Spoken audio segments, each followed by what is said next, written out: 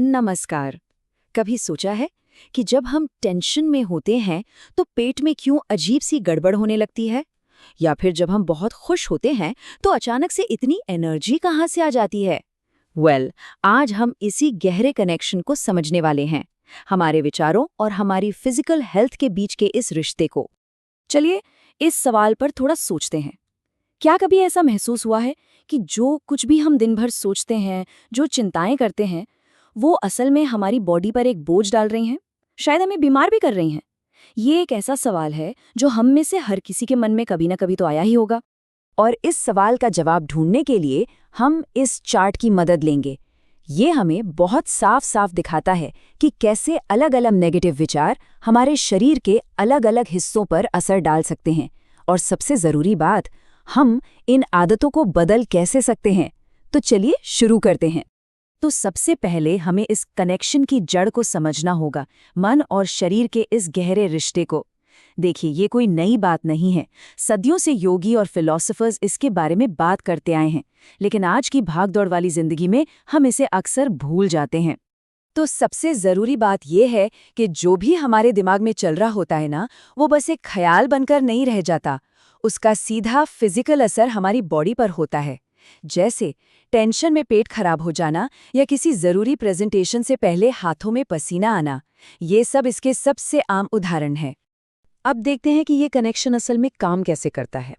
हम कुछ बहुत ही कॉमन नेगेटिव विचारों को देखेंगे और हमारे सोर्स के हिसाब से वो हमारे शरीर पर क्या हैरान करने वाले असर डाल सकते हैं, इस पर नज़र डालेंगे। तो पहला उदाहरण लेते हैं जिससे शायद हम सभी कनेक्ट कर पाएंगे। फ्यूचर के बारे में लगातार टेंशन लेना। क्या होगा अगर मैं फेल हो गया, सब कुछ ठीक से होगा या नहीं? ये एक ऐसा मेंटल लूप है जिसमें बहुत से लोग फंस जाते हैं। और इस लगातार चिंता का फिजिकल नतीजा क्या हो सकता है? ये पैनिक अटैक की शक्लें ले सकता है।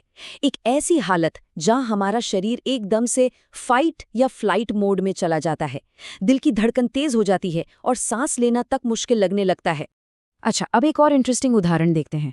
एक ऐसी मेंटल स्टेट जिसे हम ईगो या घमंड कहते हैं। ये सिर्फ एक पर्सनैलिटी की बात नहीं है। ये एक ऐसी सोच है जहां इंसान लगातार खुद को दूसरों से बेहतर समझता रहता है। और इसका फिजिकल असर, ये आपको हैरान कर सकता है।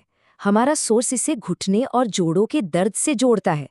सोचिए, ये कितनी बड़ी बात है कि हमारा इमोशनल बोझ, हमारा ईगो हमारी बॉडी में फिजिकल दर्द बनकर उभर सकता है। हमारा तीसरा उदाहरण एक ऐसी आदत है जो बहुत आसानी से लग जाती है, हर बात पर शिकायत करना। ये एक ऐसी सोच है जहां ग्लास हमेशा आधा खाली ही दिखता है और बस इस नेगेटिविटी को बोलते रहने की आदत बन जाती है। इस मेंटल आदत का असर सीधा हमारे पेट पर पड़ सकता है, जिससे डाइजेशन से जुड़ी प्रॉब्लम्स हो सकती हैं।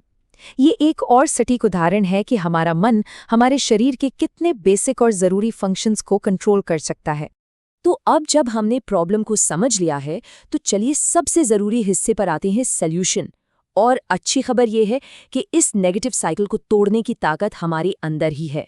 सवाल ये है कि अगर हमारे विचार हमें बीमार कर सकते हैं, तो क्या हम अपनी सोच बदलकर खुद को ठीक भी कर सकते हैं? जवाब है बिल्कुल। चलिए देखते हैं कि कैसे हम अपने मन को अपनी सबसे बड़ी दवा बना सकते हैं।